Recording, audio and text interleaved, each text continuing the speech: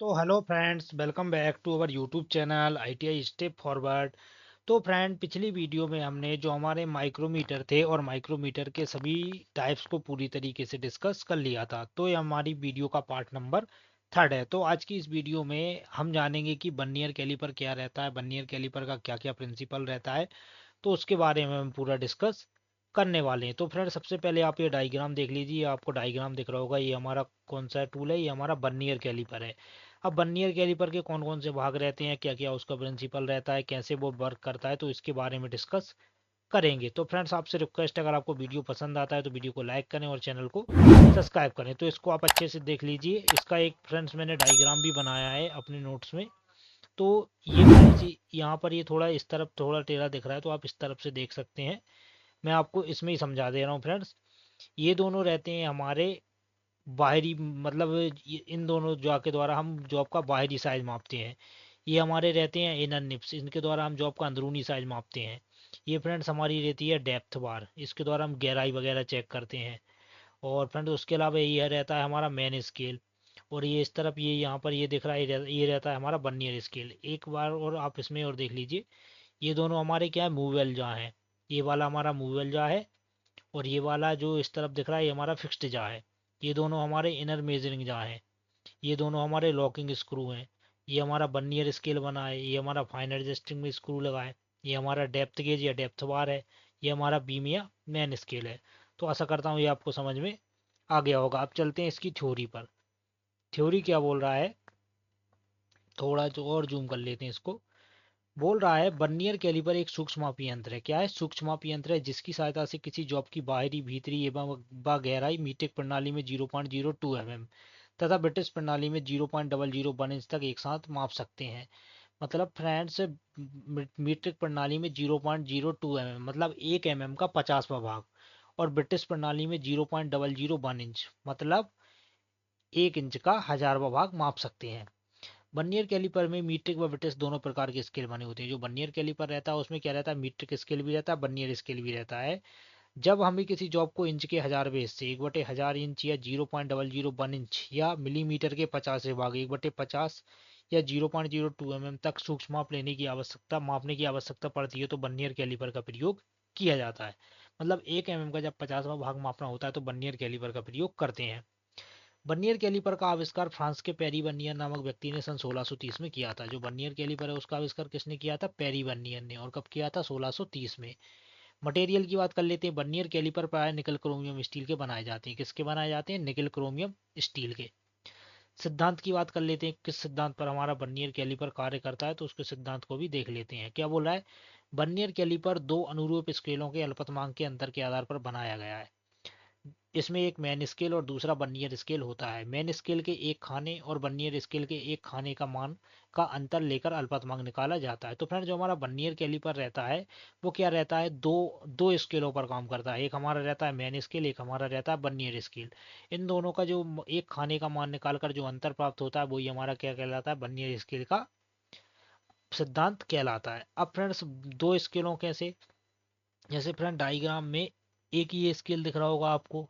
ये जो मेरा कर्सर मूव कर रहा है, ये यहाँ पर एक स्केल ये दिख रहा है और एक इसी, तो ये वाला हमारा मेन स्केल है। ये जो बाहर का स्केल है ये हमारा मेन स्केल है।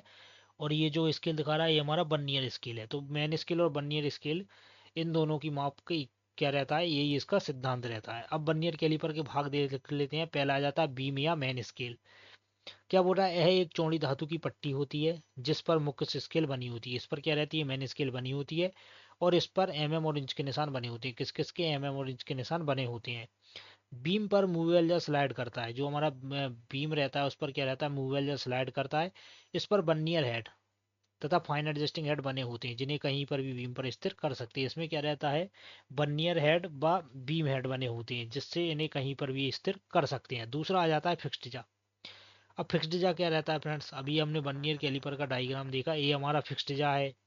ये फिक्स रहेगा। ये हमारा मूवेल जा है, इसको हम आगे पीछे स्लाइड वगैरह कर सकते हैं।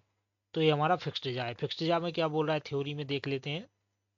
बोल रहा है यह बीम का ही एक भाग होता है। किसका भाग होता है? बीम का ही एक भाग होता है, जो बीम के समकोण पर बना होता है, 90 डिग्री पर बना होता है। इस पर बाहरी एवं भीतरी माप लेने के लिए तल बने होते हैं। इस पर क्या रहता है, इसके द्वारा हम बाहरी और भीतरी माप सकते हैं। फिर आ जाता है मूवेल जा। मूवेल जा तथा फिक्स्ड जा के द्वारा बाह्य माप, भीतरी माप तथा किसी जॉब की गहराई सॉरी ऊंचाई आदि माप सकते हैं। मतलब मूवेल जा के द्वारा, मूवेल जा तथा फिक्स्ड जा के द्वारा हम क्या करते हैं, बाह्य माप, अंतरूनी माप तथा किसी जॉब की ऊंचाई आदि माप सकते हैं। बर्नियर हेड कैलिपर का यह एक मुख्य भाग है जिस पर बर्नियर स्केल बनी होती है। इसी पर फिक्स्ड जा के आकार की भुजा होती है। हेड को स्थिर करने के लिए इसमें लॉकिंग स्क्रू लगा रहता है। इसके हेड को स्थिर करने के लिए क्या लगा रहता है, इसमें लॉकिंग वगैरह स्क्रू लगा रहता है, जिससे इसको रीडिंग लेने के बाद हम लॉक कर सकते हैं। अब आ जाता है फाइन एडजस्टिंग हेड।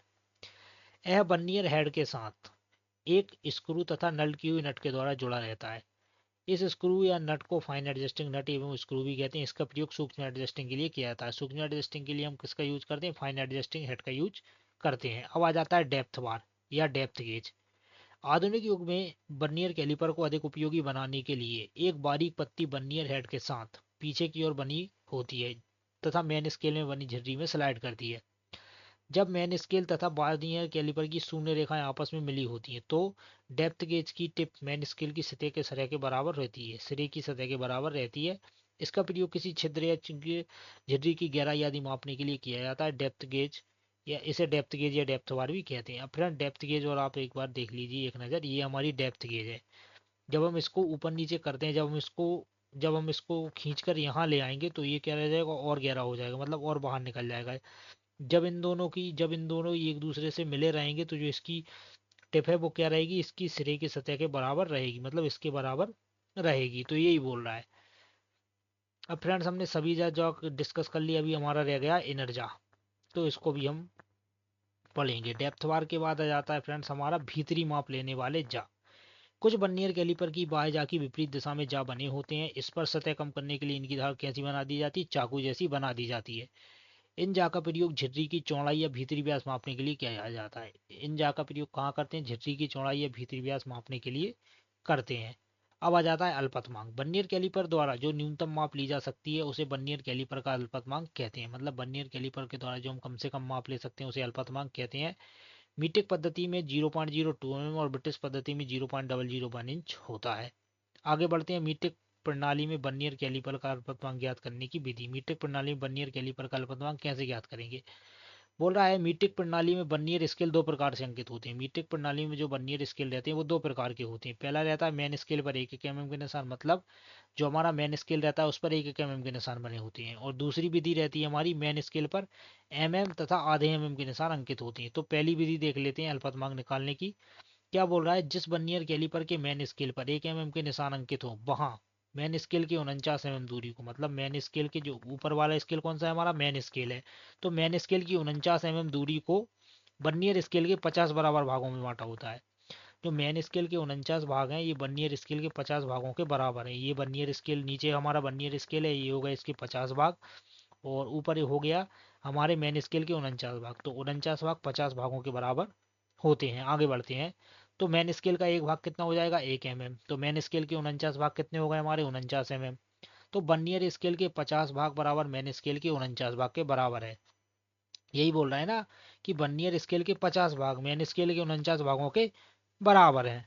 तो वही बोल रहा है बर्नियर स्केल के 50 भाग मेन स्केल के 49 भाग। तो बर्नियर स्केल का एक भाग जब हम निकालेंगे तो 49/50 हो जाएगा, मतलब 49 के बटे में 50 आ जाएगा, या 50 का हम 49 में भाग देंगे तो 0.98 आ जाएगा। अब अल्पतमांक कैसे निकालते हैं, मेन स्केल के एक डिवीजन का मान माइनस बर्नियर स्केल के एक डिवीजन का मान। तो मेन स्केल का एक डिवीजन का मान कितना है, 1 mm, और बर्नियर स्केल के एक डिवीजन का मान है 49/50।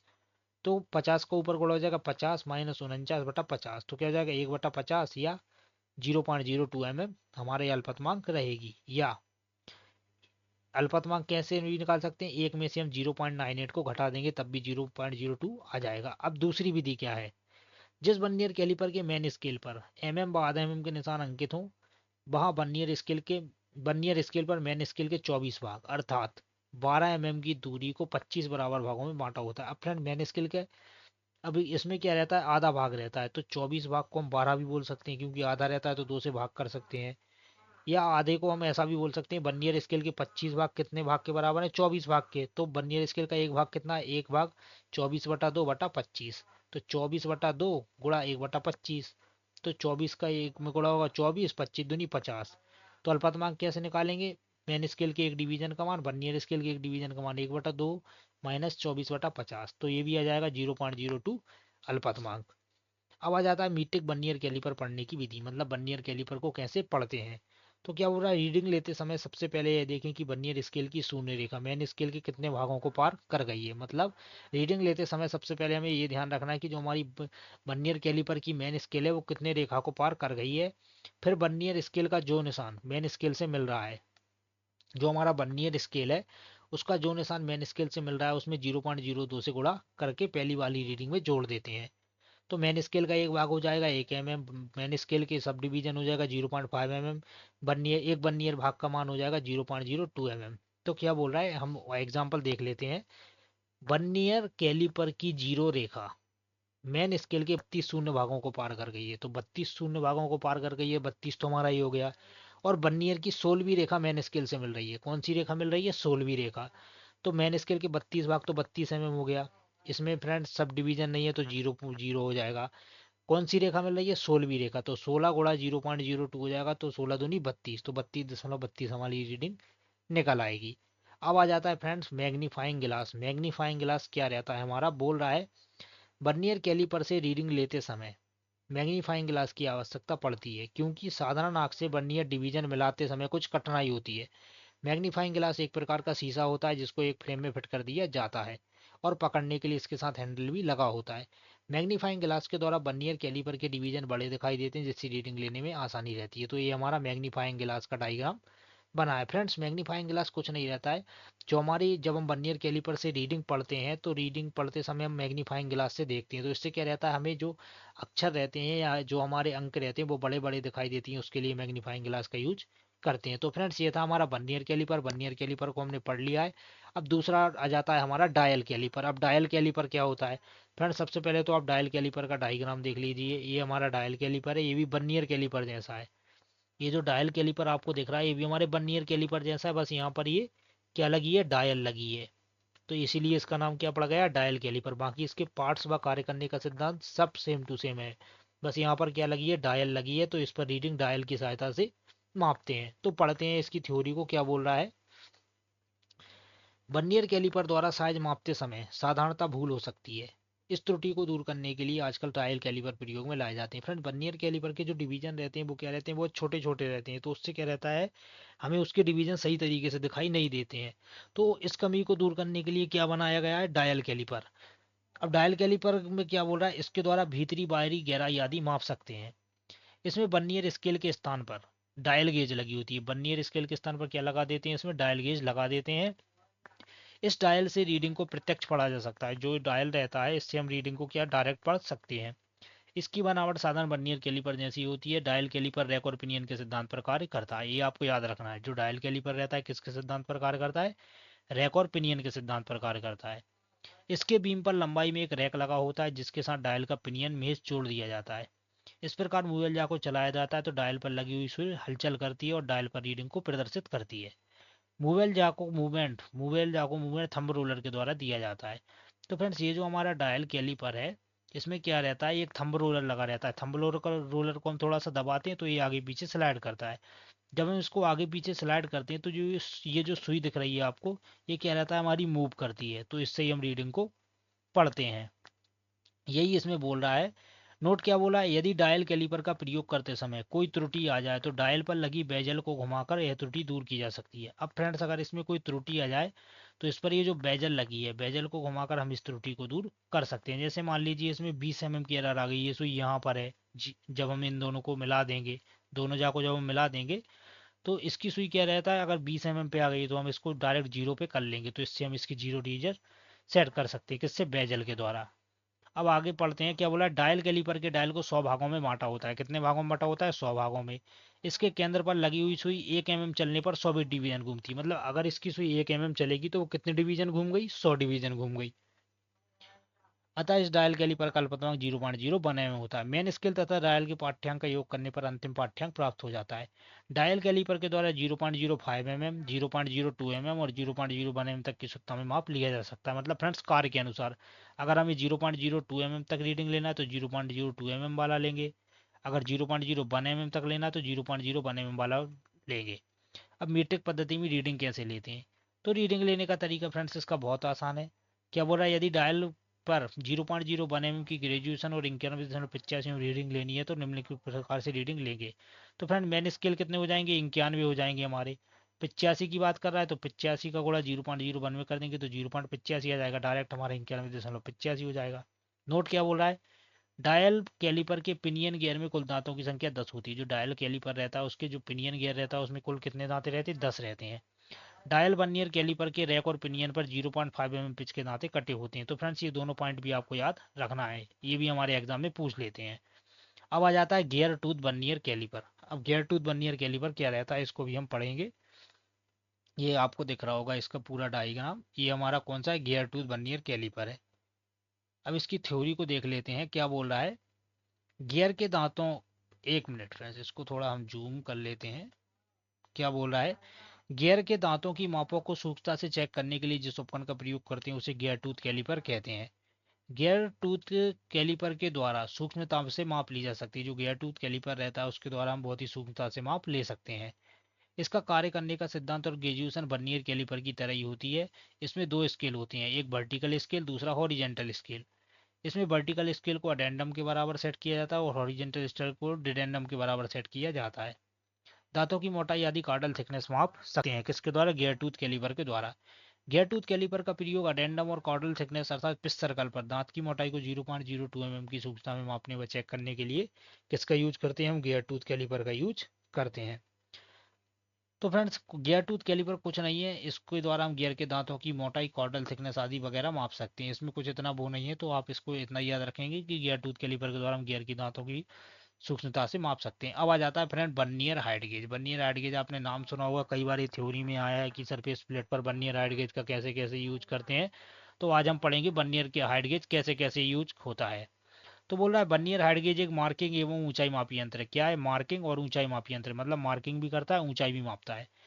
सरफेस गेज के द्वारा 1/2 mm 0.5 mm की शुद्धता में मार्किंग की जाती है, किंतु कुछ जाव ऐसे होते हैं जिनको अधिक शुद्धता में मार्किंग करने की आवश्यकता होती है, तो एक ऐसे उपकरण का प्रयोग किया जाता है जिसे वर्नियर हाइट गेज कहते हैं। वर्नियर हाइट गेज के द्वारा मीट्रिक पद्धति में 0.02 mm और ब्रिटिश पद्धति में 0.001 इंच तक परिशुद्धता में मार्किंग कर सकते हैं। वर्नियर हाइट गेज का साइज उसके बीम या मैन स्केल की ऊंचाई से लिया जाता है। जो वर्नियर स्केल रहता है, वर्नियर हाइट गेज रहता है, उसका साइज कैसे लिया जाता है, बीम या मैन स्केल की ऊंचाई से लिया जाता है।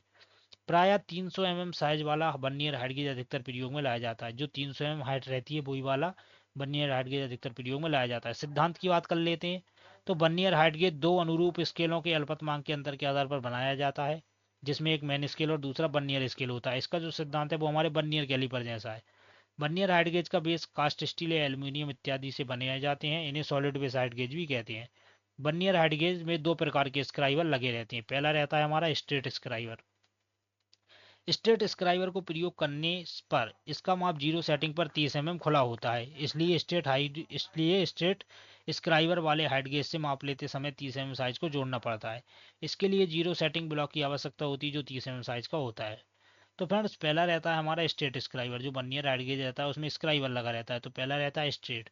क्या बोला है, स्ट्रेट स्क्राइबर को प्रयोग करने पर इसका माप जीरो सेटिंग पर 30 mm खुला होता है। इसका जो माप रहता है वो जीरो सेटिंग पर कितना खुला होता है, 30 mm खुला होता है। इसलिए स्ट्रेट स्क्राइबर वाले हाइट गेज से माप लेते समय 30 mm साइज को जोड़ना पड़ता है। इसके लिए जीरो सेटिंग ब्लॉक की आवश्यकता पड़ती है। दूसरा आ जाता है ऑफसेट स्क्राइबर। ऑफसेट स्क्राइबर अंग्रेजी के जेड अक्षर के आकार की तरह होता है। अब आ जाता है फ्रेंड्स, ये हमारे हो गए वर्नियर हाइट गेज। अब फ्रेंड्स इसमें थोड़ा हमारा रह गया, वर्नियर हाइट गेज दो प्रकार के होते हैं। पहले रहते हैं फिक्स्ड वर्नियर हाइट गेज, दूसरे रहते हैं एडजस्टेबल वर्नियर हाइट गेज। तो fixed vernier height gauge friends एक जगह फिक्स रहते हैं, और जो हमारे एडजस्टेबल वर्नियर है उसको थोड़ा हम एडजस्ट वगैरह कर सकते हैं। तो इतना है, इतना, इसके अलावा कुछ नहीं है। अब आ जाता है फ्रेंड्स हमारा एक टाइप जो हम माइक्रोमीटर में पढ़ना भूल गए हैं। माइक्रोमीटर में का एक टाइप हम पढ़ना भूल गए थे, वो आ जाता है हमारा डेप्थ माइक्रोमीटर, जो हमने माइक्रोमीटर में नहीं पढ़ पाए थे, तो हम डेप्थ माइक्रोमीटर यहाँ पर कवर कर ले रहे हैं। फ्रेंड्स ये मैं इसलिए लेकर आया ताकि हमारा कोई भी चैप्टर सूक्ष्म यंत्र से छूटने ना पाए। तो यही बोलना है, डेप्थ माइक्रोमीटर को हम यहाँ पर पढ़ने वाले हैं।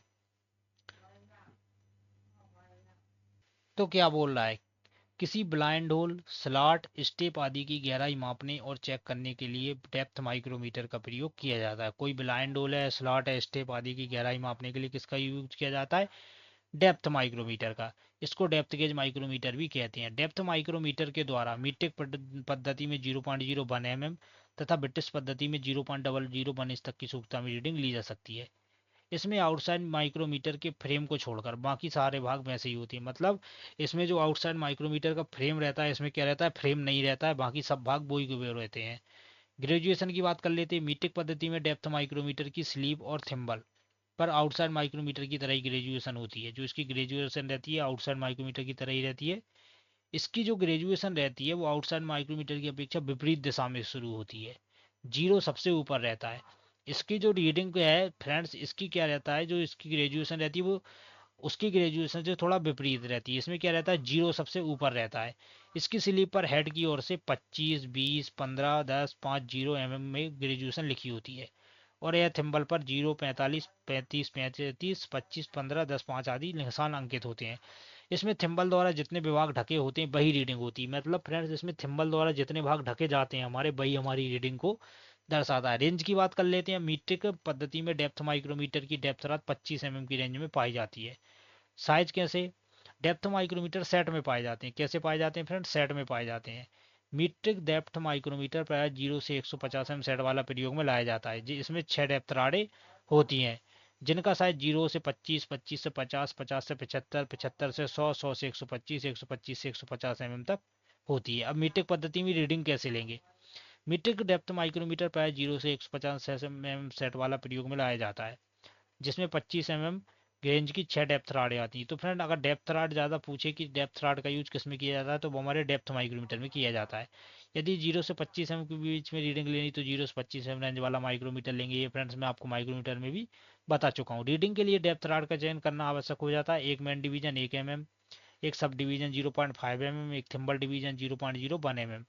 डेप्थ माइक्रोमीटर के रैचेट स्टॉप पर कौन सी थ्रेड कटी होती है? बटर थ्रेड कटी होती है। जो डेप्थ माइक्रोमीटर का रैचेट स्टॉप रहता है, तो फ्रेंड उस पर हमारी बटर थ्रेड कटी होती है।